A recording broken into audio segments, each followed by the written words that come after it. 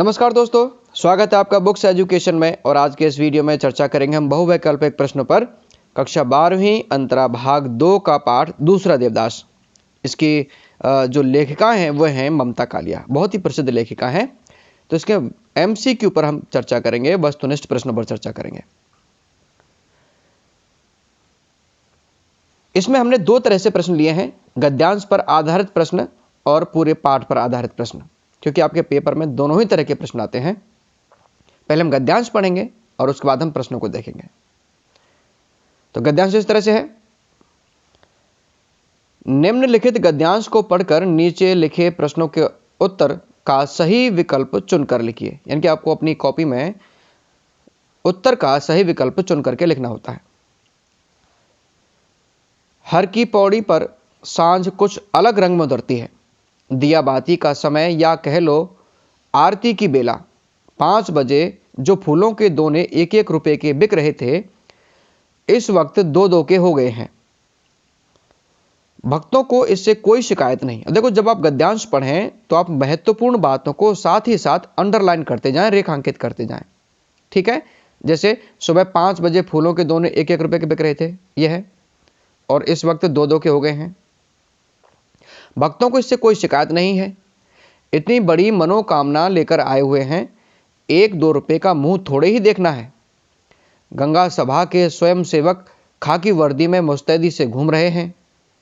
वे सबको सीढ़ियों पर बैठने की प्रार्थना कर रहे हैं।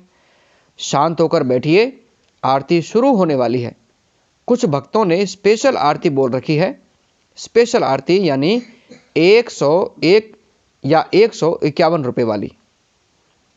तो यहां पर आप इस पर अंडरलाइन कर लें कि स्पेशल आरती यानी 101 या 151 रुपए वाली। गंगा तट पर हर छोटे बड़े मंदिर पर लिखा है गंगा जी का प्राचीन मंदिर। पंडितगण आरती के इंतजाम में व्यस्त हैं। पीतल की नीलांजलि में सहस्र बत्तियां घी में भिगो कर रखी हुई हैं। सबने देसी घी के डब्बे अपनी ईमानदारी के प्रतीक स्वरूप सजा रखे हैं। गंगा की मूर्ति के साथ साथ चामुंडा, बालकृष्ण, राधा कृष्ण, हनुमान, सीताराम की मूर्तियों की श्रृंगारपूर्ण स्थापना है। तो इसको भी अंडरलाइन कर लेंगे कि गंगा की मूर्ति के साथ साथ वहां पर कौन कौन सी मूर्तियां हैं। जो भी आपका आराध्य हो चुन लें।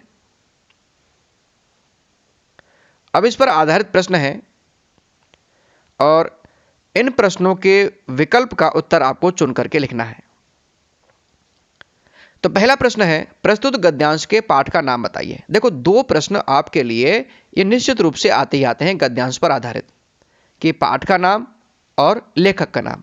तो ये आपको हर पाठ का नाम और लेखक का नाम आपको याद होना चाहिए।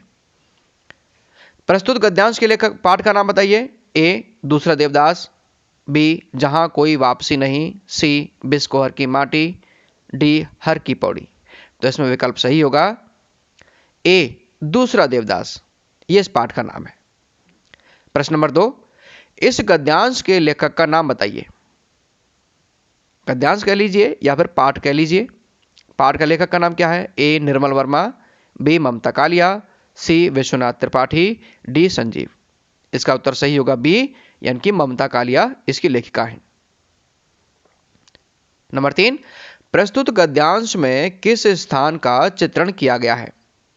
A हर की पौड़ी हरिद्वार का, B हर की पौड़ी काशी, C यमुना घाट आगरा, D गोमती घाट।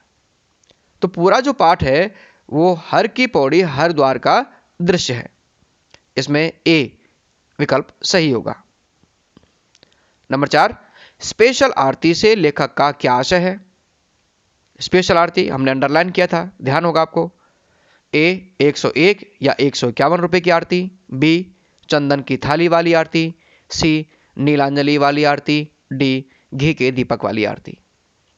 तो इसमें एक विकल्प सही होगा, 101 या 151 रुपए की आरती, इसे स्पेशल आरती कहा गया है। नंबर 5, प्रस्तुत गद्यांश में आराध्य शब्द का क्या अर्थ है? अब एक प्रश्न आपके लिए ऐसे शब्द अर्थ से संबंधित भी आता है। उसमें हो सकता है कि आपके लिए संधि विच्छेद वाला भी आ जाए, या हो सकता है कि उसमें उपसर्ग या प्रत्यय बताने वाला भी आ जाए। इस तरह का प्रश्न भी आता है। तो इसमें आराध्य शब्द का अर्थ पूछा गया है। A जो आराधना करता है। बी, वह देव जिसकी आराधना करना चाहते हैं। सी, पूजा अर्चना। डी, अर्घ्य। तो यहां विकल्प बी सही होगा।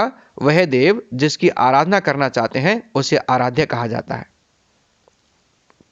नंबर 6, प्रस्तुत गद्यांश में किस समय की आरती का चित्रण है? सुबह के समय का है, दोपहर के समय का, कब का है? ए, प्रातःकालीन। बी, सांध्यकालीन। सी, दोपहर के समय। डी, रात्रि बेला। तो इस पाठ में प्रातःकालीन आरती का चित्रण किया गया है। ए विकल्प इसमें सांध्यकालीन आरती का चित्रण किया गया है, और जब वो अगले दिन सुबह आते हैं तो उसमें प्रातःकालीन चित्रण होता है। तो यहां विकल्प बी सही होगा, सांध्यकालीन।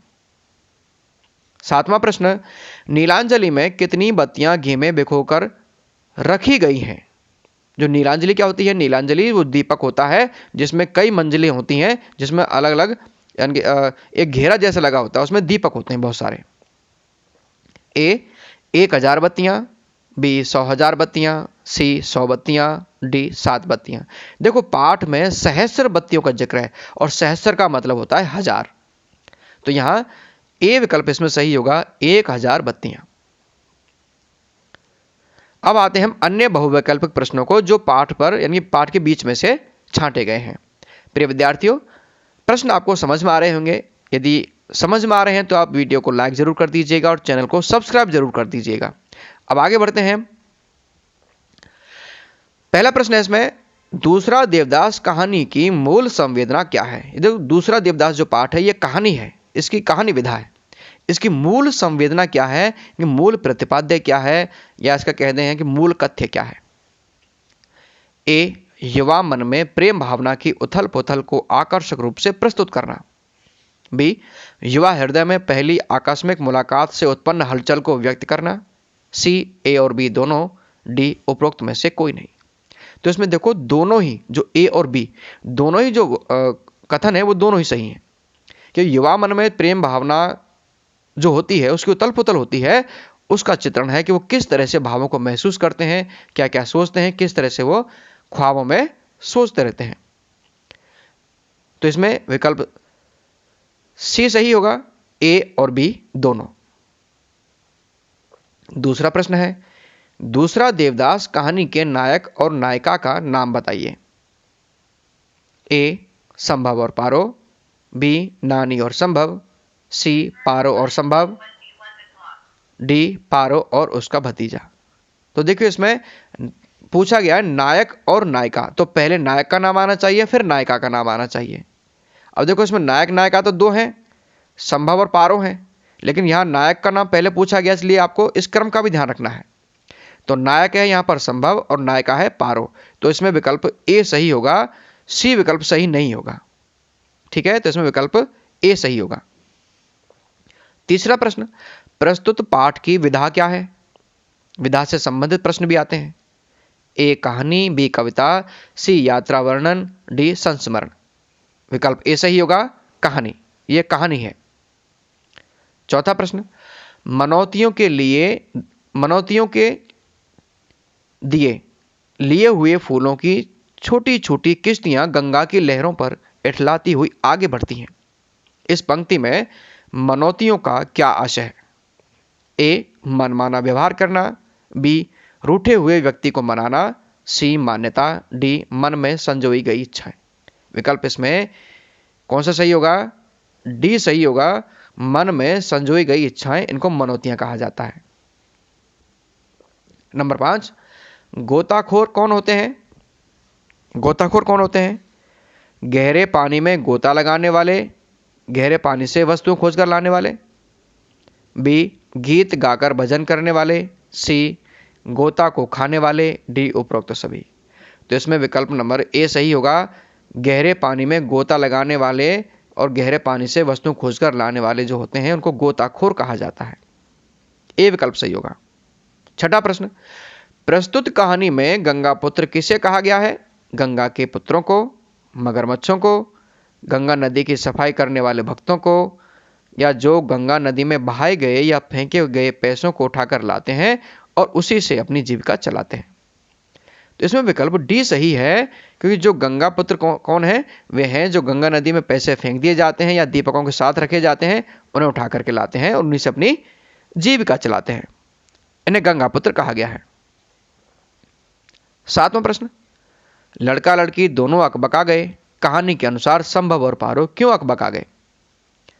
पुजारी के द्वारा दोनों को पति पत्नी समझकर साथ रहने के आशीर्वाद देने के कारण, या संभव के द्वारा तिलक लगाने के कारण, या पुजारी के डरा दिए जाने के कारण, या पुजारी के द्वारा अधिक पैसे मांगने के कारण। अब देखिए, जब वो एक साथ खड़े होते हैं तो पंडित जी क्या करते हैं कि वो उनको एक साथ रहने का आशीर्वाद दे देते हैं कि जब भी आना साथ ही आना। तो इसमें विकल्प ए सही होगा, पुजारी के द्वारा दोनों को पति पत्नी समझकर साथ रहने के आशीर्वाद देने के कारण लड़का और लड़की दोनों ही अकबका गए, यानी आश्चर्यचकित हो गए, हक्के बक्के रह गए। 8वां प्रश्न, देखिए इसमें मेरी कोई गलती नहीं थी, पुजारी ने गलत अर्थ ले लिया, यह वाक्य कौन किससे कहना चाहता था? ए संभव पुजारी से कहना चाहता, बी संभव पारो से, सी पारो संभव से, डी संभव पारो के भतीजे से। इसमें विकल्प बी सही है। संभव इस बात को पारो से कहना चाहता था, वो मन ही मन सोचता है कि उसमें मेरी कोई गलती नहीं थी, वो तो पुजारी ने गलत अर्थ निकाल लिया था। विकल्प बी सही होगा, संभव पारो से कहना चाहता था।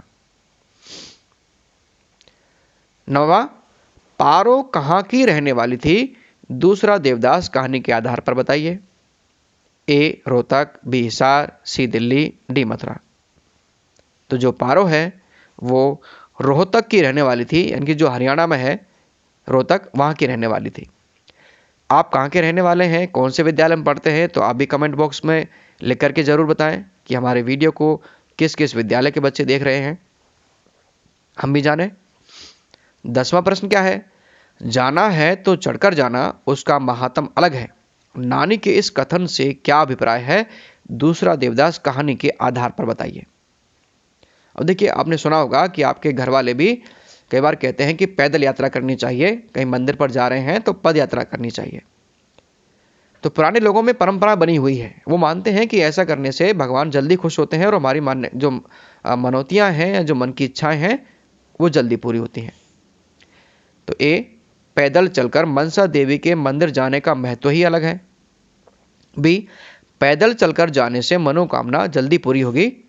सी समाज में ऐसी मान्यता है कि पैदल चलकर देवी की दर्शन करने से ही फल मिलता है। डी उपरोक्त सभी। तो इसमें डी विकल्प सही है, ऊपर की तीनों ही बातें इसमें सही हैं, इसलिए इसमें विकल्प क्या होगा? डी सही होगा। विद्यार्थियों, इस वीडियो को आप अपने दोस्तों के साथ जरूर शेयर करें, जिससे कि वो इस वीडियो से ज्ञान का लाभ उठा सकें। धन्यवाद।